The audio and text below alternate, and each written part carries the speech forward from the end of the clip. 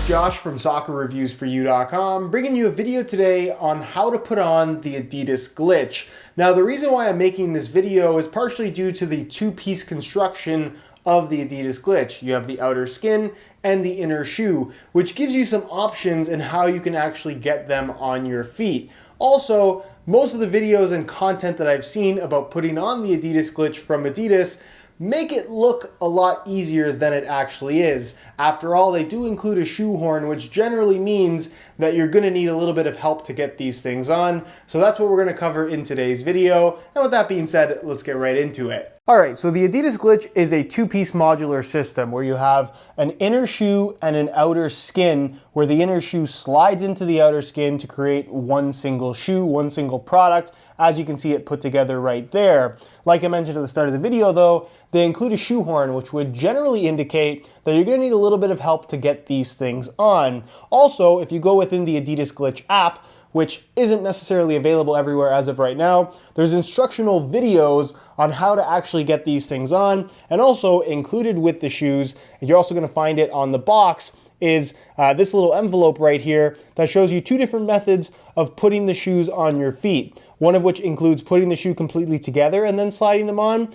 The other which comprises of putting your foot inside of the inner shoe and then sliding it into the outer skin. So two different ways of essentially accomplishing the same goal. How difficult is it to do? Let's find out. All right, so the first method requires you to actually put the shoe together and then slide it on your foot. So that's what we're gonna start with. You take your inner shoe, you take your outer skin, you slide it inside, grab on this pull tab right here, pull on the pull tab and push this all the way through, and then just push it down. It should line up pretty easily with the inner pegs on the inside. Not really any issues there based on my experience, and the glitch is fully put together. So that is definitely a fairly easy process. As far as putting them on though, from this point, not necessarily the easiest thing. So I'm gonna try without using the shoehorn to start, and if I can't do it, I'm gonna come back and use the shoehorn just to see if that helps out in any way at all. So what I like to do is grab the front and back and then trying to just basically pull my foot into the shoe. So again, I'm already kind of struggling a little bit just because it is fairly difficult to do. You really don't want to crumple the back, so I like to put my thumb in there as well as kind of grab the back piece. And again, from a seated position just on a field like this, pretty difficult to do. I'm working on it.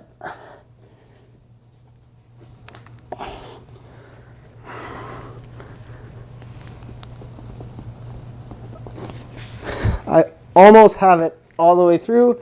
There we go, it's on. So again, kind of a little bit of a tricky process.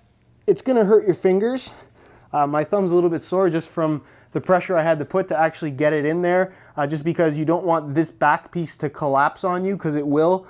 But once it's on, really no issues there. For me though, I think the major issue as to why it is a little bit tricky to get on is not so much this mid-cut aspect. This material is very stretchy and the opening is plenty big enough to get your foot through. It's more so the opening of the outer skin. Doesn't really have all that much stretch to it, and it has a pretty snug fit. Kind of has to in order for this system to work properly. So that's really where you're gonna struggle. If you use a shoehorn, it can be a little bit easier, but definitely doable without the shoehorn. The second method involves you putting the inner shoe on your foot first and then sliding that into the outer skin piece, which we're gonna try right now. My only concern with doing it this way is, one, I find it a little bit more difficult, but the main reason is that I think it puts a lot more unnecessary stretch on the sides and just the back piece of this outer skin, just because you'll see it's a little bit of a struggle and there's just a lot more pressure using this particular method in my opinion. So I'm gonna slide this on my foot,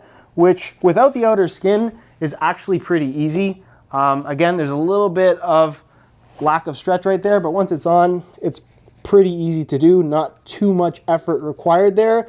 It's this part that I find to be particularly difficult, mainly because you have the rubber at the bottom of the forefoot right here, which kind of catches on the inside, so your foot doesn't necessarily slide in very cleanly. And again, this opening right here for the outer skin isn't necessarily big enough for easy access. It does require a little bit of struggle in order to get in there. So we'll put this on like this. So at this point, you really have no issues. This is where you're really gonna need to use this pull tab though on the back of the outer skin. And then from there, you kind of just pull it on. What you're gonna find is that the little studs on the bottom will catch right here. And again, it can be a little bit of a struggle. So you kind of have to get the exact right angle and use quite a bit of force to actually get it on, but it definitely is doable. But oh, I'm stuck on this peg on the inside. Okay, there we go. And it's on. So that is what the second method looks like. Again, I find this to be not necessarily easier or harder to do than the other method, but again, I think you're putting a lot more stress on this pull tab, putting a lot more stress on this. They designed it to do it this way, so I don't necessarily think it's something that you need to be overly concerned with, but that's just kind of my opinion on what the best way to do this is, the best way to put them on. I think you're much better off putting the shoe together entirely and then sliding them on your foot, as opposed to the second method where you put the inner shoe on and then slide it into the outer skin. One thing that's definitely worth noting here is the fact that this is the mid-cut inner shoe variation. So because of that, I think it would perhaps be a little bit more difficult just because this opening is going to be a little bit smaller. There is a low-cut variation that is kind of a standard low cut, more so follows the curve of this particular outer skin piece, but there is that little extension, kind of Achilles tendon guard piece that I think would help in terms of getting the shoes on and making that process a little bit easier. Again, I don't think the difference is going to be significant whether you go for the mid-cut or the low-cut version in terms of getting the shoes on more easily. Again, I think the main issue definitely lies in the opening size of this outer skin. That's where the struggle is going to come. Will this stretch a lot over time and make the process a little bit more easy? I'm not necessarily sure how much this is going to stretch, but it is definitely possible, and it's one of those things that with practice you'll get better and better at it. Just know that unlike a regular soccer shoe, these are a little bit of a process to actually put on. It's not as easy as slipping on a pair of shoes like you'll find with pretty much everything else out there. Even the laceless Pure Control from Adidas is a lot easier to put on than these are. Alright guys, so that is it for my video on how to put on the Adidas Glitch. Perhaps a little bit more difficult than a lot of you may have been expecting, but something that I really wanted to show you guys in video form just because a lot of people haven't been able to get their hands on these as of yet. If you guys do have any questions about the Adidas Glitch, leave them down below in the comments and I definitely will get an answer out to you. If you have any suggestions for other kind of topics and I guess aspects of this shoe that you'd like to see covered in video form, leave those suggestions down below in the comments as well. If you'd like some more Adidas Glitch content, I'll leave a little pop-up on screen to my first look video on the Adidas Glitch where I go over all of the details of the outer skins and the inner shoes. Subscribe if you haven't already for daily videos on all the latest and greatest soccer gear. If you enjoyed today's video, found it helpful and informative, be sure to support it with a like.